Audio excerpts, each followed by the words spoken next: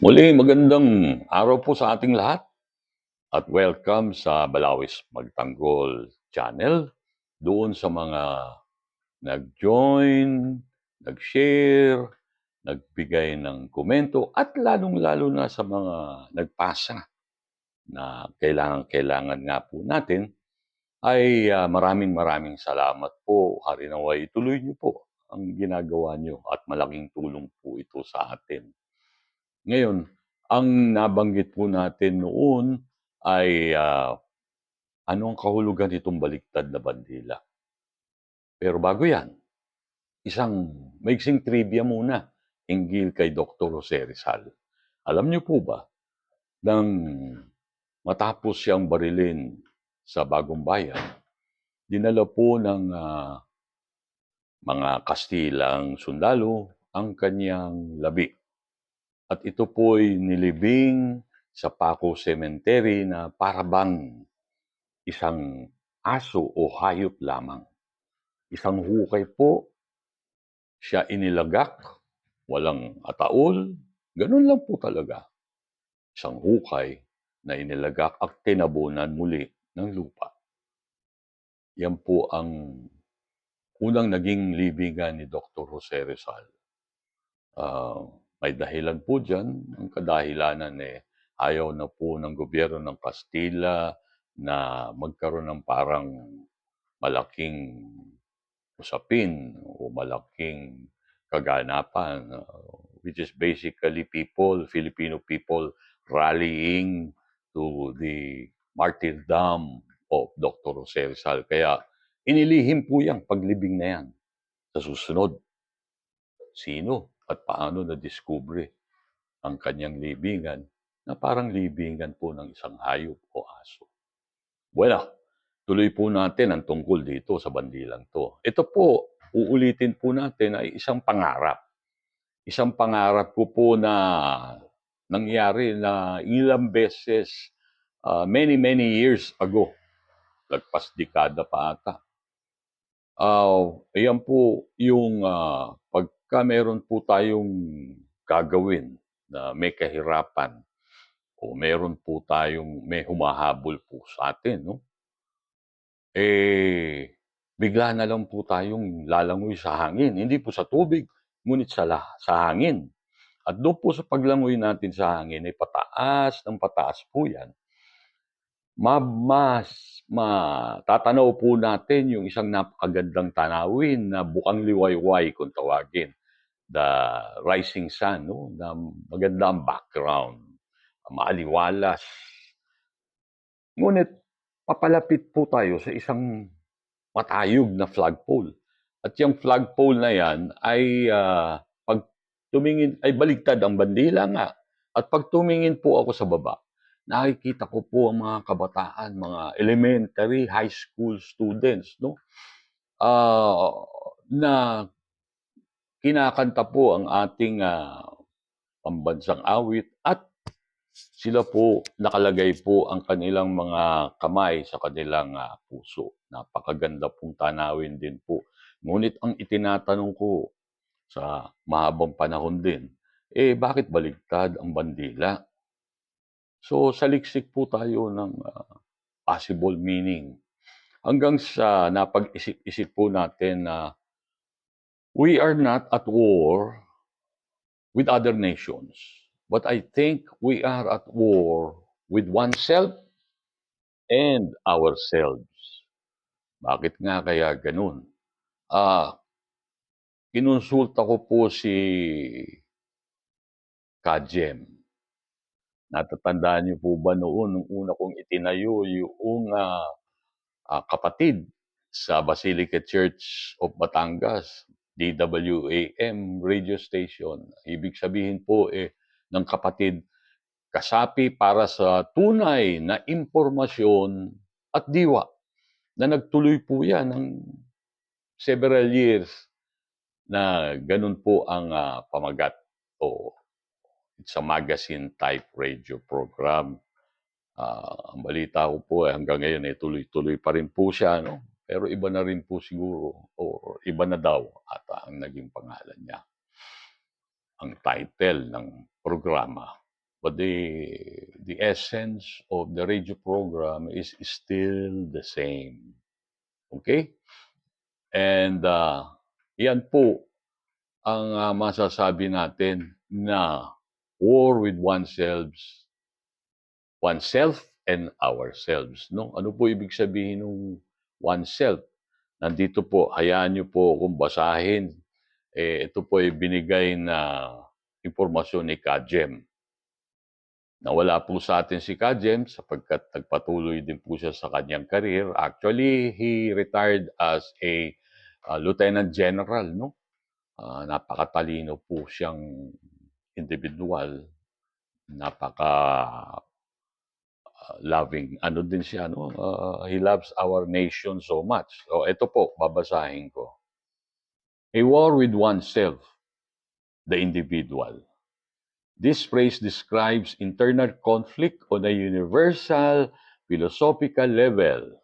It suggests the private battle between a person's desires and their conscience, or their fear and their courage.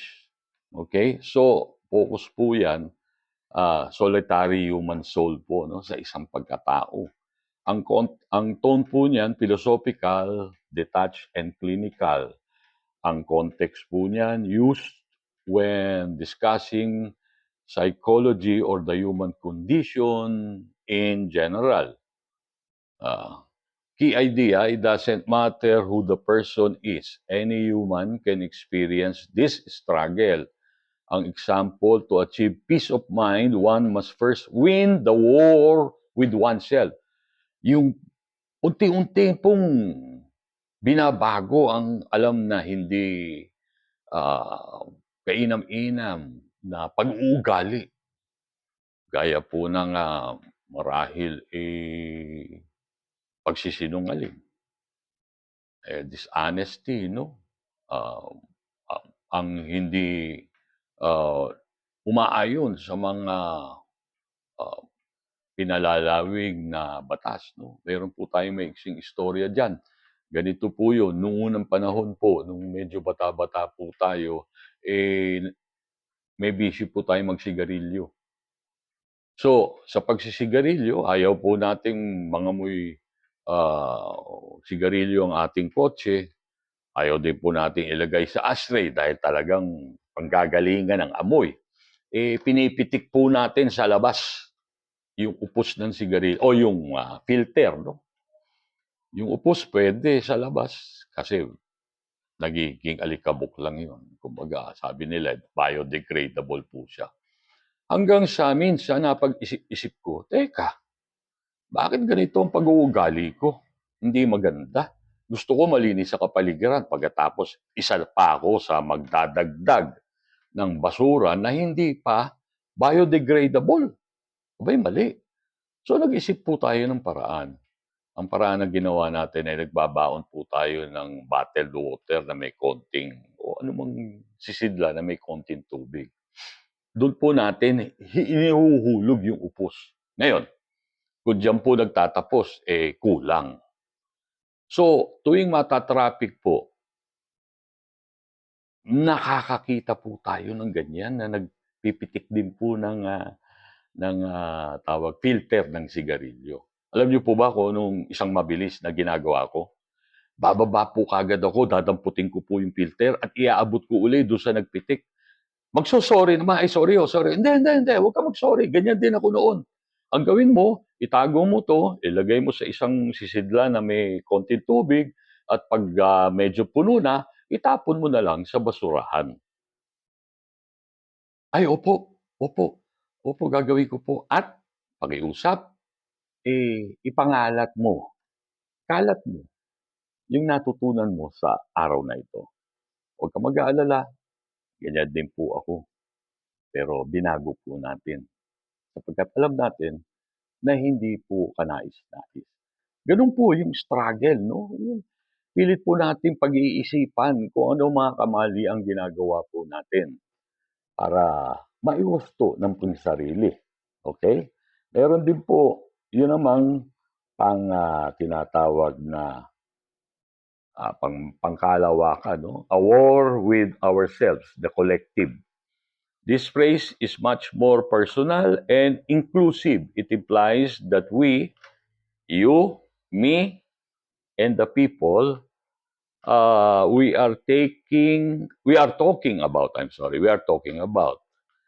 are currently struggling with a shared problem or a common nature. So meron po tayo talagang shared problem as people, no? Focus we as a specific group or we as the human race.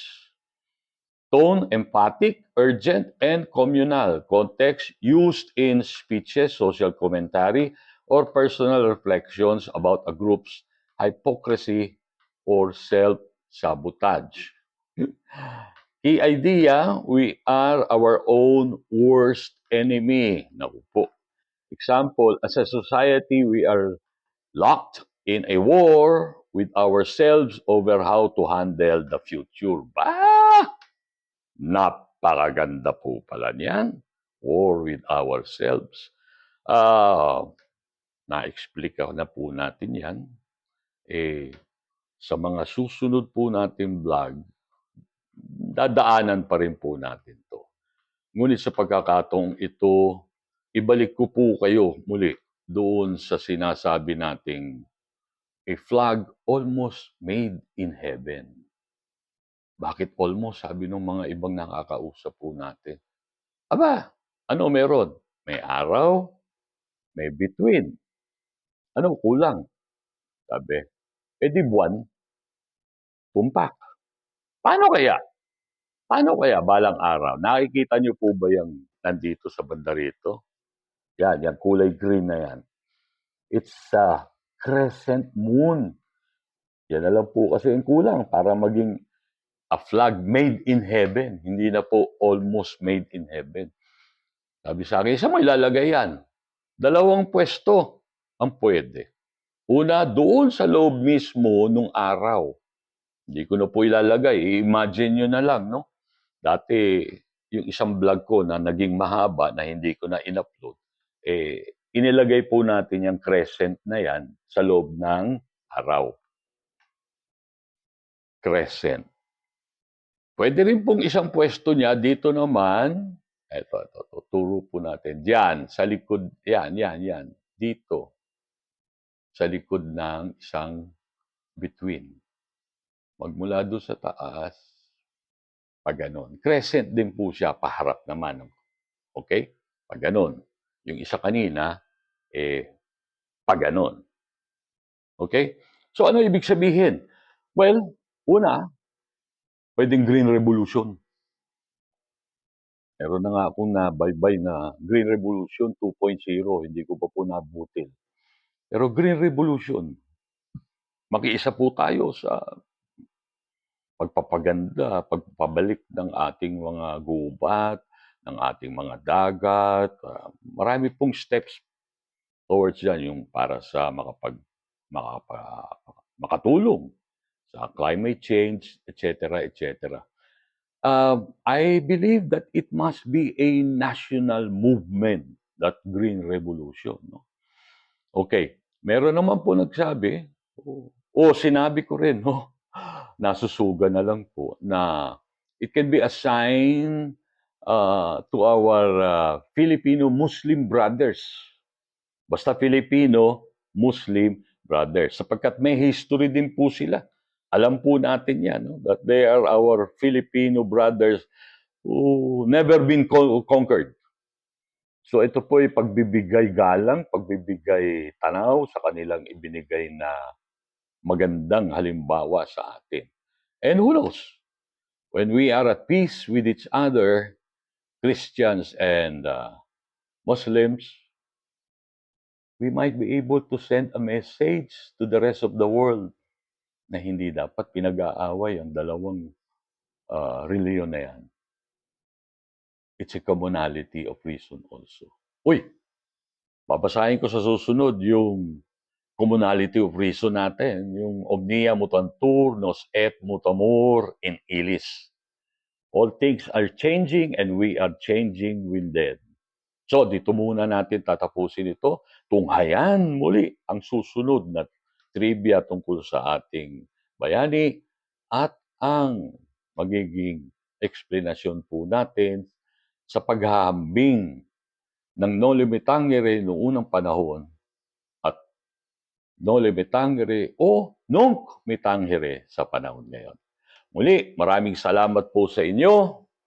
Ari naway, tunghayan po natin lagi. Magandang araw po muli. Ayoko na po nung gano'n kasi baka mabigyan ng mga maling kahulugan, no?